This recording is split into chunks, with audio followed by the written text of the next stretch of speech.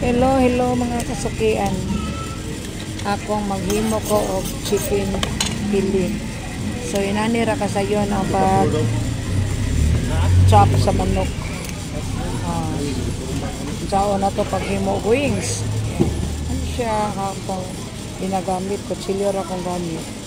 Siya tong wings. Ayan, ini. Mao ni ato ang drumstick. Chicken thighs. 0058. Ganyan. Chilyo ra kong gigamit ano yun. 5M. 6M. Aman yung mga joey na itong manok, pwede ra dili mistil gamitan pag guma. Pwede ra gamitan po chilyo. Ano ra. Ano siya ang meat. Pakita ha. Ano atong back. Ano ang drumstick. Yeah, drumstick ko. Drumstick. Ano atong thighs. Ayan kini. Ano siya ang wings. Chicken wings. Ayun, dara atong breast.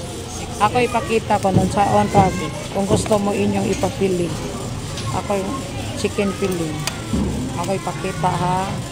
Ang tangon lang mo diri ang panik sa manok. Pangga. Okay. Dayon ang manok kaning tungaan sa kutsilyo. Okay. Dayon imo ra ni siyang gamiton.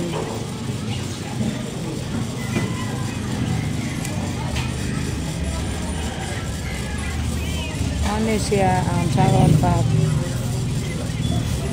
boneless na to ang ako. Gusto ta maghimo pili nga para kita ray magtrabaho. Ano niya? Anay pakita nyo man siya ang breast.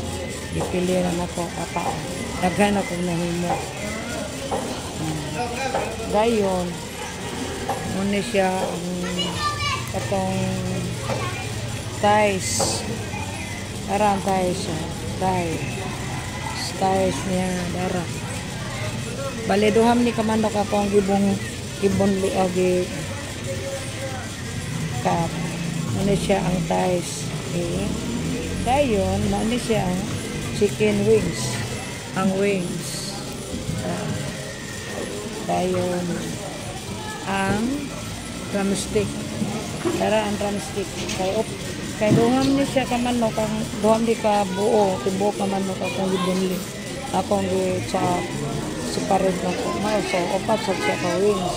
Opat siya ka drumstick, opat ka wings. Dayon, para atong backbones. Ano yung backbones? Backbones. Yan. Ano siya ito ang lio.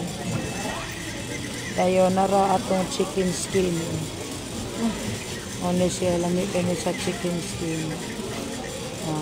Para dari ni nako gikuha sa koan sa breast chicken skin.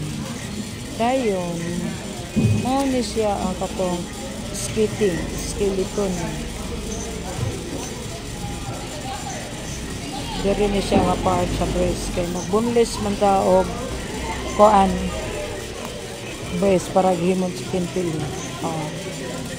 Simple ra kayo, ayos.